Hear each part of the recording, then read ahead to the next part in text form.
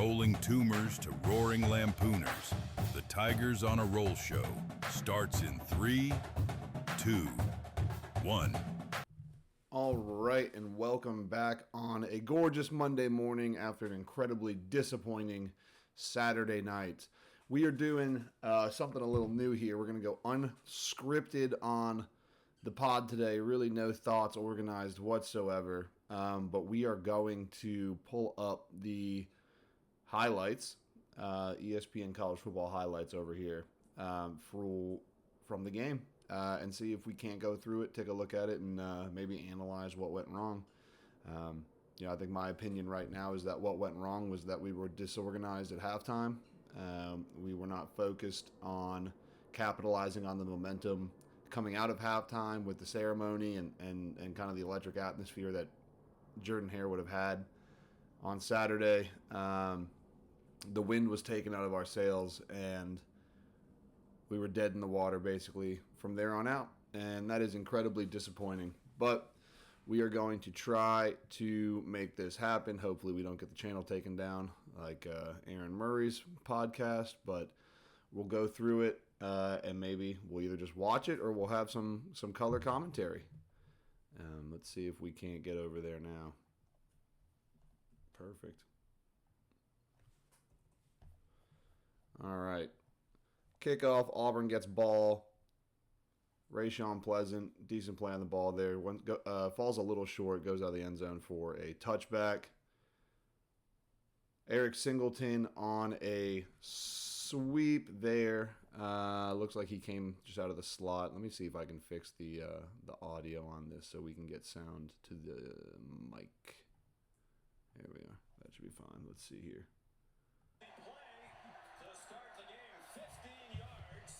Obviously an electric call, something that Hugh Freeze's offense is built off of, and that is, again, just kind of an attachment to the same play that Eric just ran out of that tight formation on the right side, except that one we slipped the tight end out, which is a great play. And I believe some Georgia staff members were talking about the play calling that Hugh Freeze did bring to the game, and they said that the first half there were plays that Hugh was running. Basically every single play in the first half he ran they had never seen before. So maybe we should have continued to do that in the second half. But anyway, this is the looks like there's a little tight bunch formation on the right side that has kind of a elusive slot receiver and then also a tight end. This one is not. This one is just 3 wide. This is a 3 wide set. I'm not sure if Preston Howard is in or not. I can't see with the motion, but we've got 4 people running routes now with Cobb pass blocking.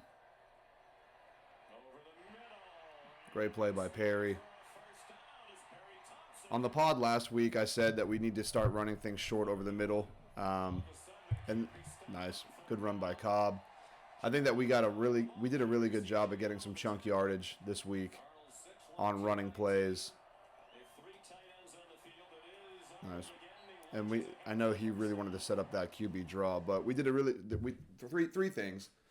Perry did great filling in the role that we needed him to this week. Second, we had the ability to get chunk yardage on runs or sustain drives with first downs or bigger gains on runs than we had the last few weeks. And I think either Georgia was able to make some adjustments at halftime, or just Auburn straight up abandoned it to some extent in the second half. But we came out of the gate swinging with some of these plays. And the third thing is that I think everyone at this point knows that he wants to set up this type of QB run after a few runs down the middle, see if you can't get the ball out to the outside or maybe over the top a bit, and then see if you can set up the QB run kind of on a draw there. And that is exactly what they were doing. I don't think Jackson got the yardage he wanted, but he got the yardage he needed to sustain this drive and start again building some of that momentum up in front of the crowd in the first half.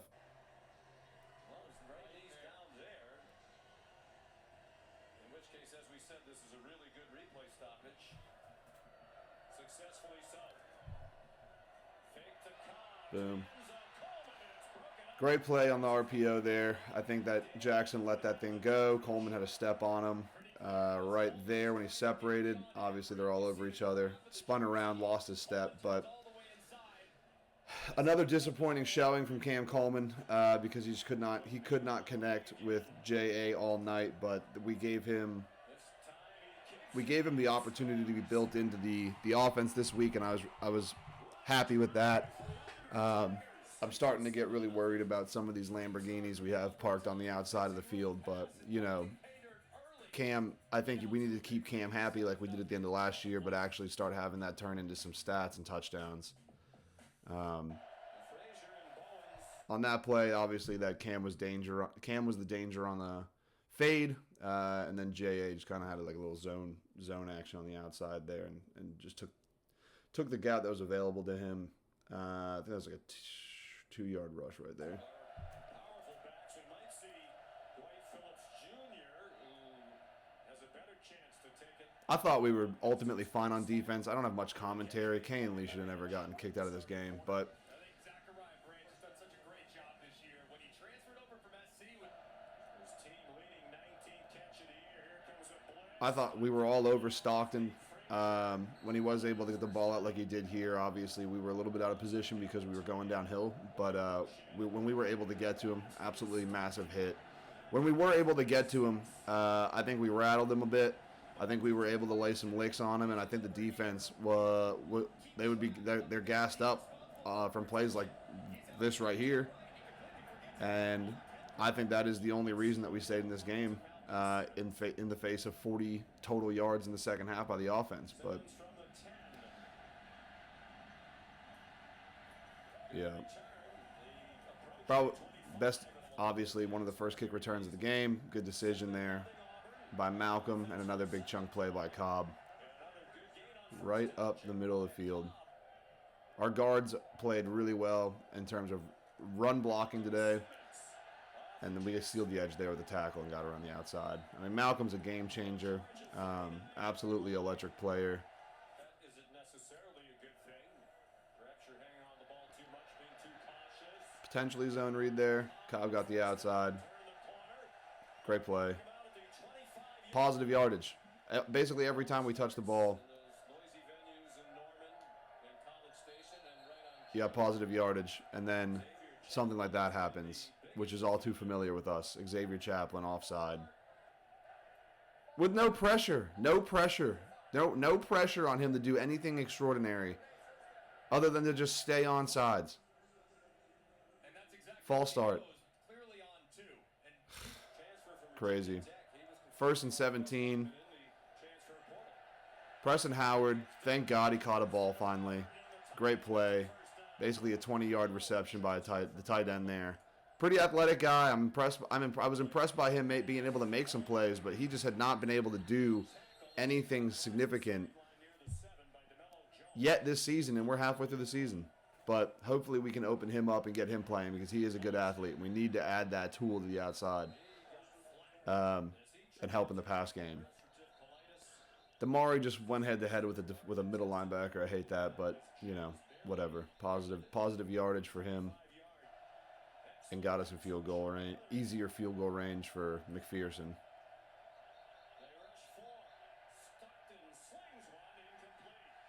Clamped him on the outside, 4th down. We got off the field plenty on defense. Like I said, the defensive side of the ball was not the problem, and it was not the one that ultimately fell off. We're still in prime Auburn territory though right here. Auburn was moving and grooving, and they had stuff drawn up. Great. Damari picked up that blindside cornerback blitz. That was great on Damari, but that was absolutely horrendous on Jackson Arnold. That was easily a pick if that kid had any sort of hand.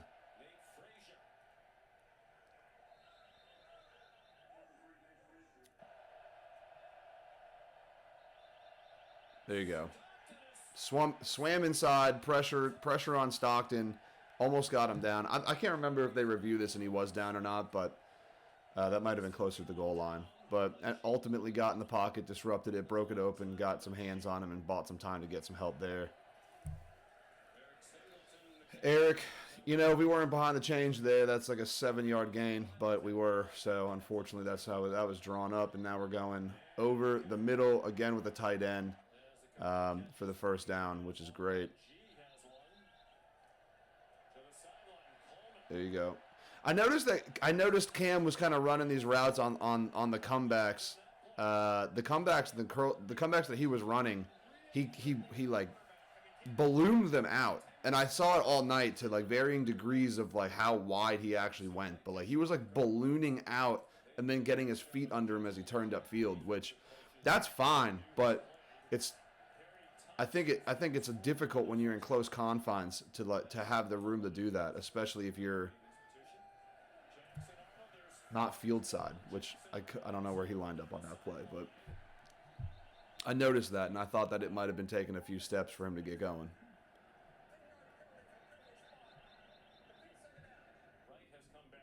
Start of the ref show. Let's see here.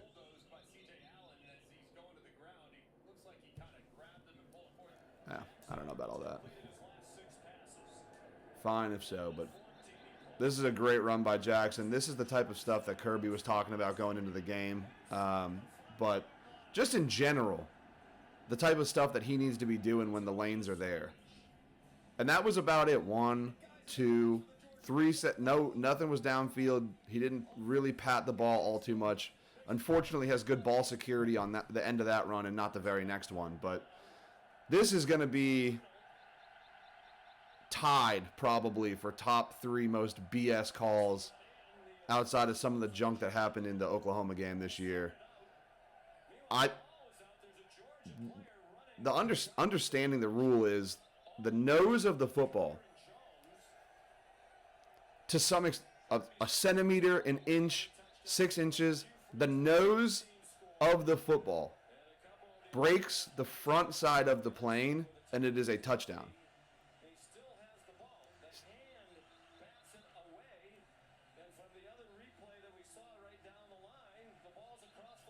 Yeah.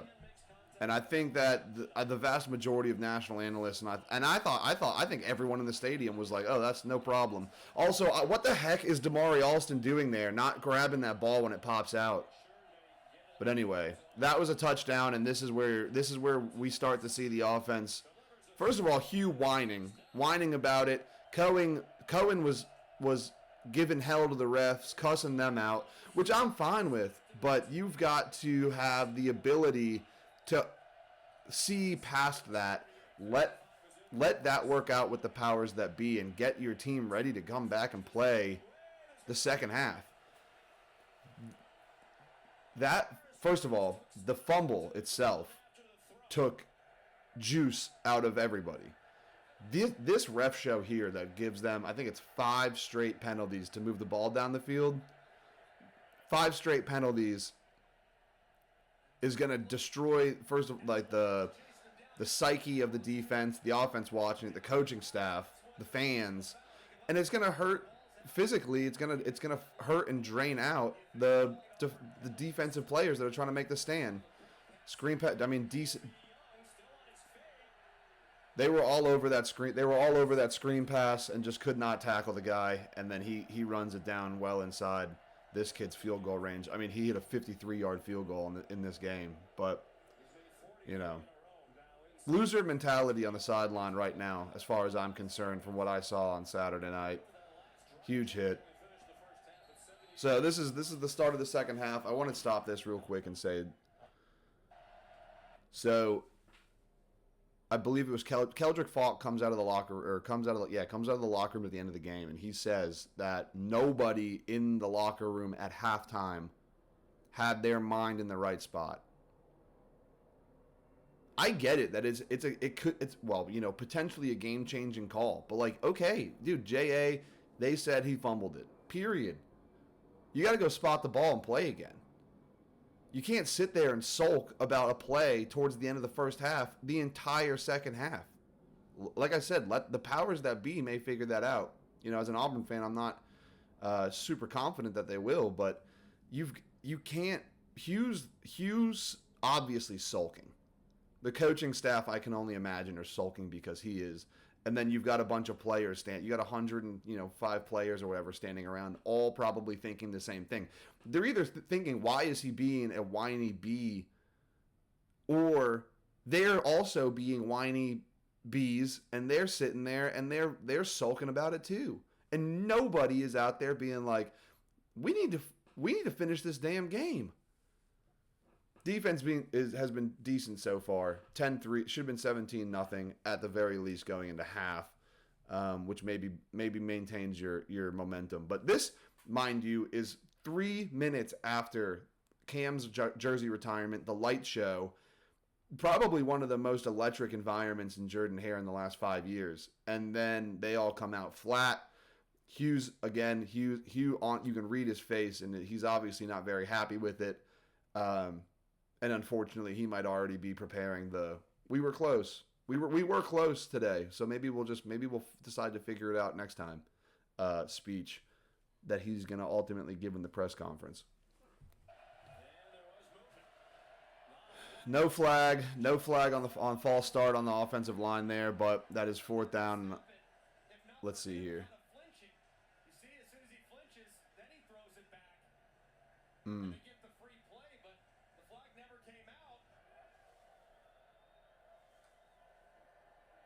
That was a turnover on downs.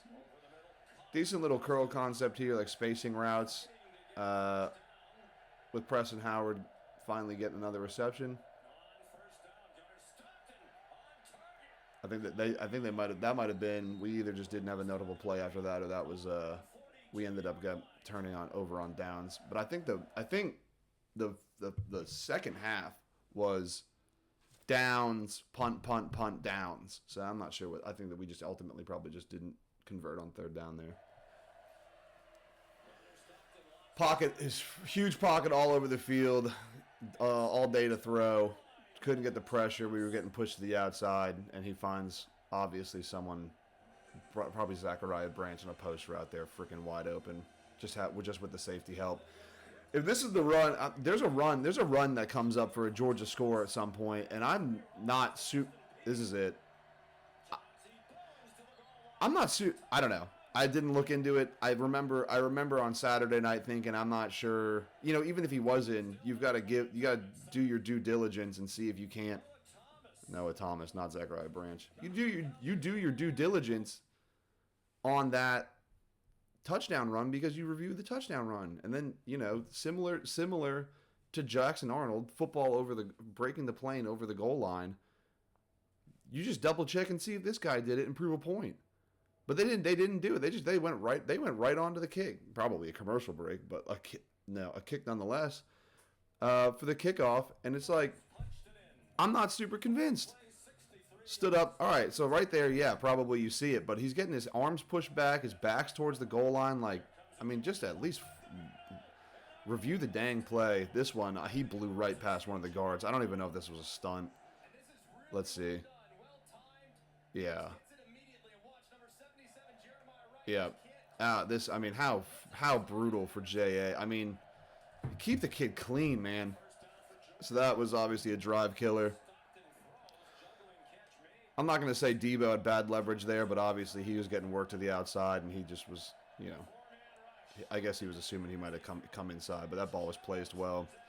Another bad tackle on first contact. At this point, the defensive guys are probably dogging, but, you've got to see if you can't get that. You got, right there, you got to get that runner down the first time you have hands on him, or else they're going to bust open 8, 9, 10-yard runs. 53-yard attempt, I believe. Kid nails it. That was bad. I think that the our offense was lethargic before that, but you have that kid hit an insane field goal right on your head towards the end of the third quarter. I think that was another one that was just an absolute body blow to Auburn's morale.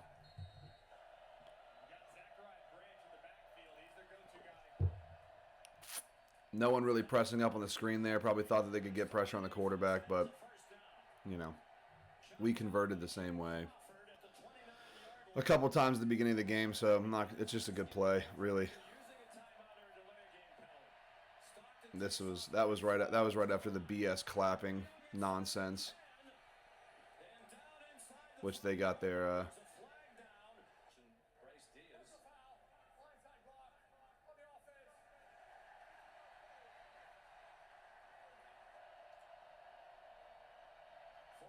oof. Oh, gotta get a hand on him. It's 3rd and 19. You get him right past the line of scrimmage. Still 7 yards shy of the first down. Bo Gardner, an excellent snapper. Gunner Stockton's the holder. Outside. This is when you should get your momentum back as an Auburn football player. Is like you're like, okay, hell yeah, you just gave us the ability to come back on this thing.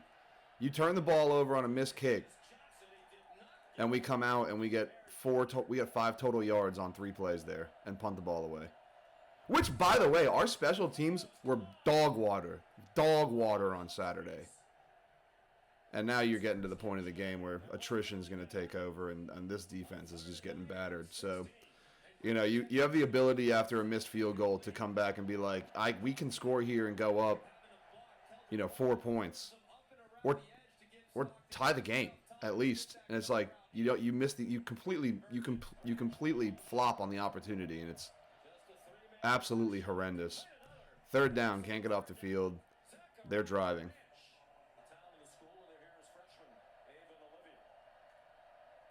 Bunches left, screen. Yeah.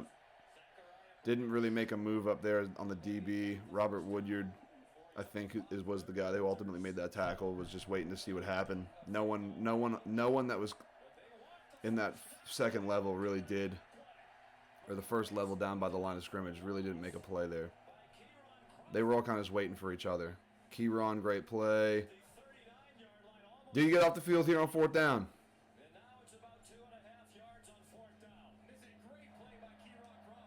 That's all they should be thinking about right here. No matter what happens, we cannot let them advance the ball.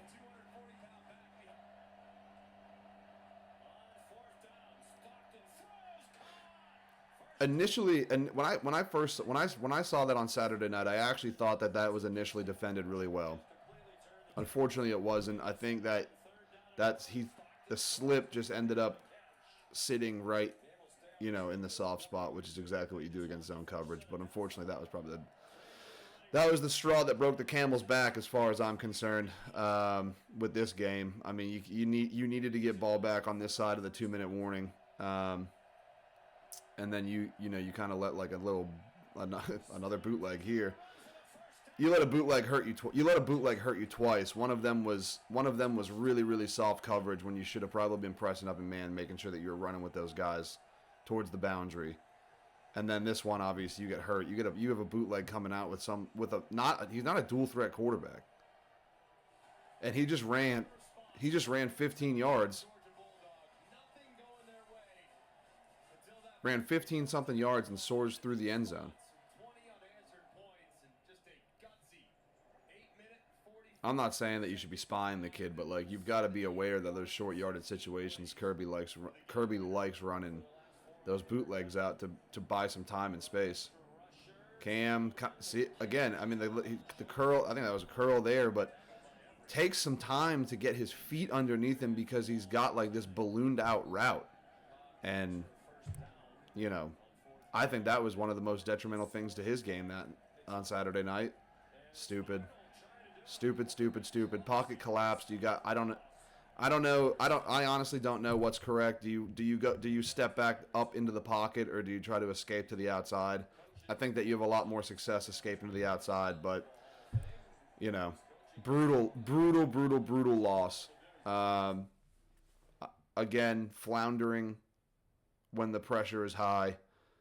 You can't close out on the close games. And it's like, what is it going to take to maintain that momentum from the first half in some of these games? You come back against Oklahoma, you're winning against A&M, you're dominating Georgia. This team, we could be the number 1 ranked team in the country right now, but we have an absolute inability to run any semblance of a dangerous offense in the second half of games, and it is destroying us. Forget putting a drive together to go to touchdown. They can't even get a damn first down. And I don't honestly know what you do about that. You had a whole bye week to scheme up an offense that could beat Georgia, and you did, and you only had it last one half, and you revert back to the stuff that you were doing in the second half, and you get obliterated.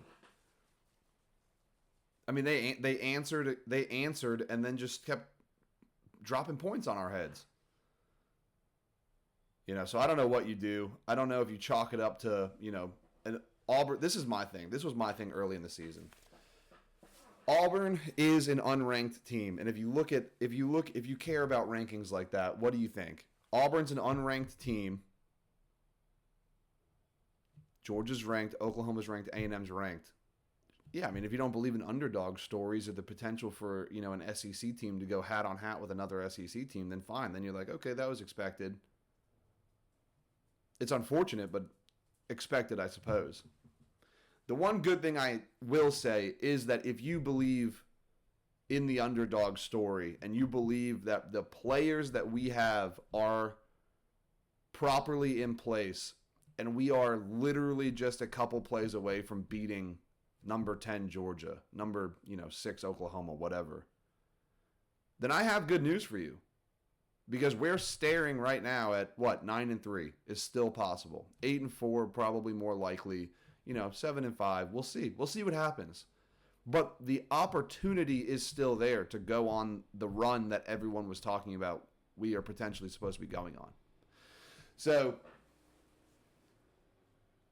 hold out hope until Saturday against Mizzou, and then we'll see what happens. I'm not one for firing coaches midseason, but you look around the league right now and you see what happened over the weekend, and there were some big-name coaches getting let go. Coaches that brought football programs back from the dead, gone. Football coaches that are 32-4, in their tenure or something like that, gone. 32-6 before this season, whatever it was. It's crazy. And Hugh could be next. Hugh could easily be the next coach on the chopping block if he can't figure out how to win games like this. You lose 20-10 in a game that you should have been up 17-0 in. What in the world are we doing? How do you not drive there? Think about it. You put some semblance of a drive together after the field goal touchdown. You're up by 4. You get ball back. Yeah, you get ball back, they score one more time. So it's, say it's 17-16. And you get ball back and J.A. fucking runs it up the middle twice and drive over, drive over. They kneel it out. You're looking at a 24-16 win right there. If you just play with some semblance of hope and strength and whatever, capitalize on your talent. I mean, I don't know, but tell you what, they better figure it out before Mizzou, or else I think we got a new head coach, and I don't want a new head coach, because I don't want all the things that go along with getting a new head coach. I think that we need a play calling OC, but you know what? If there's an inability to win these games, and Mizzou will be ranked, and it'll help us out if we can knock them off. Well, they should be ranked. I mean, they just lost at Bama, but we'll see what we can do. I mean, we need to win the damn game. We need to win the damn game. We need to correct the ship on this SEC record that we have, and we need to get above 500 again. I mean, it's simple as that. So, I think that we'll take a big long look at that, a good long look at that in the pods that are coming up later this week.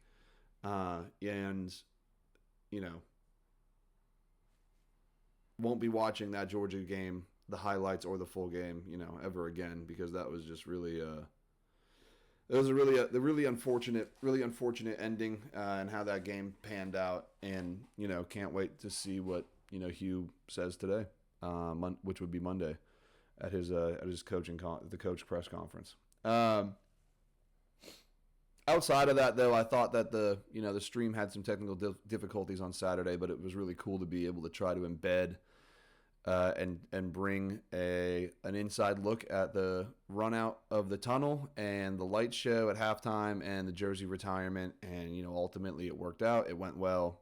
We were delayed a little bit, but I thought that was really cool. So if we are able to do that, in the future, we're going to. And I'm going to have to check the rules on this. I'm pretty sure it's okay to show that ESPN video, but, if we don't exist on YouTube in 24 hours, then you know why. But, oh, man, I thought the Tigers were going to be on a roll after this. We'll do the Tigers on the Prowl segment tomorrow morning. But I just, really disappointed in the way that this Georgia game went. And generally just disappointed in kind of the positioning of the team right now, because we are inherently better than our record shows. But, the game's not played on paper, it's played on grass. So hopefully Auburn football can get on a roll. I know that some of our other sports are rolling. So, like always, War Eagle Tigers, and stay on a roll.